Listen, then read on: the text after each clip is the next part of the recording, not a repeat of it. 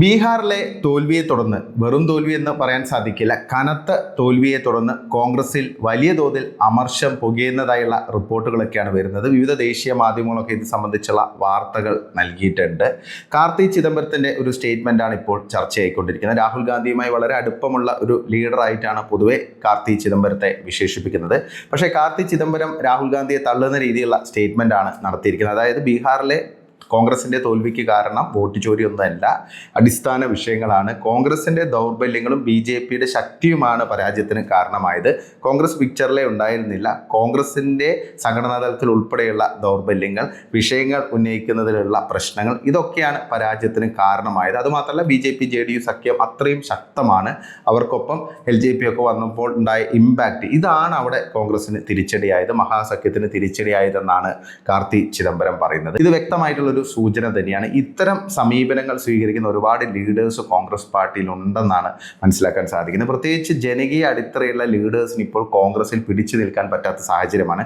സ്തുതിപാഠകർക്ക് മാത്രമാണ് കോൺഗ്രസ് പാർട്ടിയിൽ സ്ഥാനം. രാഹുൽ ഗാന്ധി എന്ത് പറഞ്ഞാലും, അതായത് അദ്ദേഹം എന്ത് മണ്ടത്തരം പറഞ്ഞാലും, ലോജിക്കലല്ലാത്ത എന്ത് കാര്യങ്ങൾ പറഞ്ഞാലും അതിനെ വെള്ളപൂശാനും പ്രകീർത്തിക്കാനും പ്രശംസിക്കാനും നേതാക്കൾക്ക് കഴിയണം. അല്ലാത്തവർക്ക് കോൺഗ്രസ് പാർട്ടിയിൽ നിലവിൽ സ്ഥാനമില്ല. അവർ പാർട്ടിക്ക് അനഭിമിതരാണെന്നുള്ളതാണ് ഏറ്റവും പ്രധാനപ്പെട്ട കാര്യം. പ്രധാനമന്ത്രി നരേന്ദ്രമോദി തന്നെ കഴിഞ്ഞ ദിവസം പറഞ്ഞൊരു കാര്യമുണ്ട്. കോൺഗ്രസ് ഇപ്പോൾ മാവോവാദി മുസ്ലിം ലീഗ് പാർട്ടിയായി മാറിയിരിക്കുന്നു. അർബൻ നക്സലുകളുടെ അജണ്ടയ്ക്കനുസരിച്ചാണ് കോൺഗ്രസ് പാർട്ടി പ്രവർത്തിക്കുന്നതെന്നാണ് അദ്ദേഹം പറഞ്ഞിരിക്കുന്നത്. ആരുടെ മുന്നിൽ വെച്ചാണ് അദ്ദേഹം പറഞ്ഞതെന്നുള്ളതാണ് മറ്റൊരു പ്രധാനപ്പെട്ട കാര്യം. ശശി തരൂരിനെ മുൻനിർത്തി, അല്ലെങ്കിൽ ശശി തരൂരിനെ സാക്ഷിയാക്കിയാണ് അദ്ദേഹം ഈ കാര്യം പറഞ്ഞിരിക്കുന്നത്. ശശി തരൂർ ആണെങ്കിൽ പ്രധാനമന്ത്രി നരേന്ദ്രമോദിയെ വീണ്ടും പ്രശംസിച്ച് രംഗത്ത് വന്നിരിക്കുകയാണ്. പ്രധാനമന്ത്രി എപ്പോഴും വികസനത്തെക്കുറിച്ചാണ് സംസാരിക്കുന്നത്. രാജ്യത്തിൻ്റെ വികസനമാണ് പ്രധാനമന്ത്രി എപ്പോഴും ശ്രദ്ധ നൽകുന്നത് എന്നൊക്കെയാണ് ശശി തരൂർ പറഞ്ഞിരിക്കുന്നത്. അദ്ദേഹമാണെങ്കിൽ ഒരാഴ്ച മുമ്പ് വലിയൊരു വിമർശനം നടത്തിയിരുന്നു. കുടുംബാധിപത്യത്തിനെതിരെ ഒരു ലേഖനമൊക്കെ എഴുതിയിരുന്നു. കോൺഗ്രസ് പാർട്ടിയിലെ ആ ഒരു കുടുംബാധിപത്യം, നെഹ്റു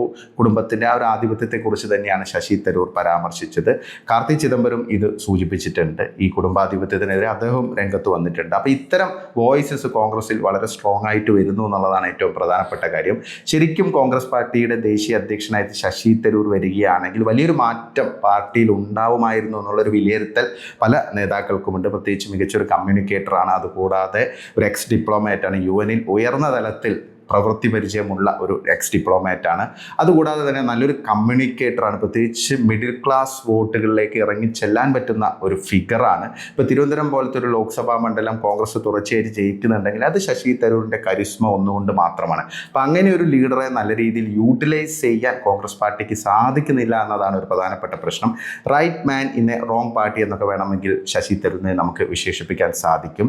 ശശി തരൂരിനെ പോലെ കരിസ്മയുള്ള നല്ല സ്റ്റേറ്റ്സ്മാൻ ഇമേജ് ഉള്ള ഒരു ലീഡർ ഉണ്ടായിട്ടാണ് മല്ലികാർജുൻ ഖാർഗെ പോലെ ഒരു നെഗറ്റീവായിട്ടുള്ള രാഷ്ട്രീയം മുന്നോട്ട് വെക്കുന്ന ഒരാളെ കോൺഗ്രസ് ദേശീയ അധ്യക്ഷനായിട്ട് നിയമിച്ചത്.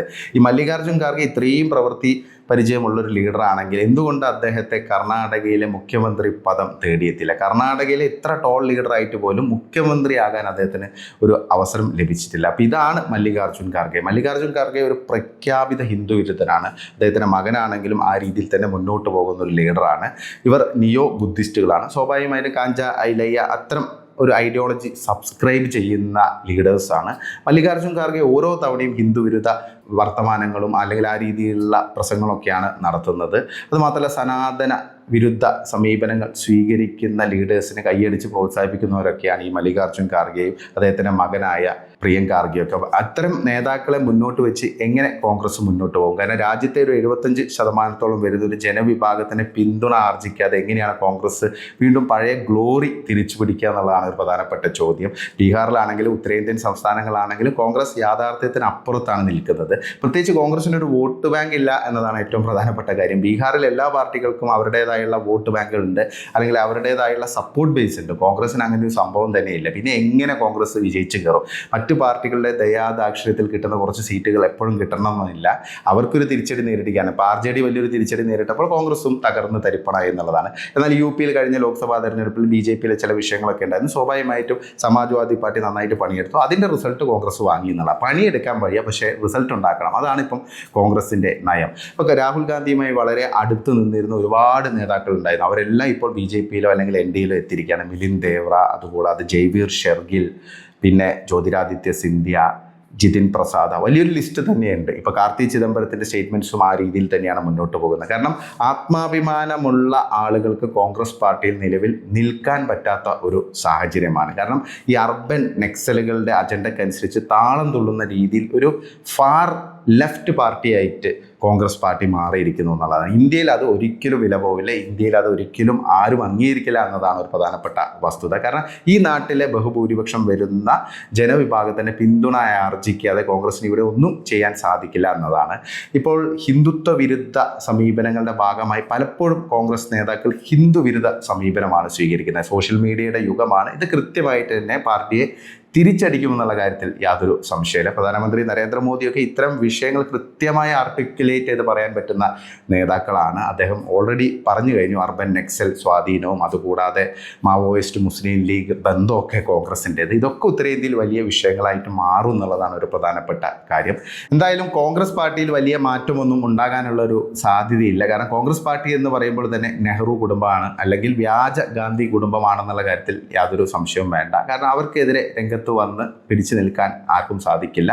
അത്തരം നേതാക്കൾ പാർട്ടിക്ക് പുറത്തു പോകുമെന്നല്ലാതെ കോൺഗ്രസ് പാർട്ടിയിൽ നിന്നുകൊണ്ട് നെഹ്റു കുടുംബത്തെ വിമർശിച്ച് മുന്നോട്ട് പോവുക, അവരുടെ കൊള്ളരുതായ്മകളെക്കുറിച്ച് സംസാരിക്കുക എന്നുള്ളത് നടക്കുന്ന കാര്യമല്ല. അപ്പോൾ അതുകൊണ്ട് തന്നെ മാറ്റങ്ങളൊന്നും പാർട്ടിയിൽ ഉണ്ടാകാനുള്ള സാധ്യതയില്ല. ഇപ്പോൾ തെരഞ്ഞെടുപ്പ് കഴിഞ്ഞതുകൊണ്ട് കുറച്ച് ഇമ്പാക്റ്റ് ഉണ്ടാവും അതുമായി ബന്ധപ്പെട്ട്. അത് കഴിഞ്ഞ് കഴിഞ്ഞാൽ വീണ്ടും പഴയ പടിയായിട്ട് കോൺഗ്രസ് മുന്നോട്ട് പോകും. രാഹുൽ ഗാന്ധി ഇങ്ങനെ ആഞ്ഞടിച്ച് മുന്നോട്ട് പോകുമെന്നല്ലാതെ ഒന്നും സംഭവിക്കാൻ പോകുന്നില്ല.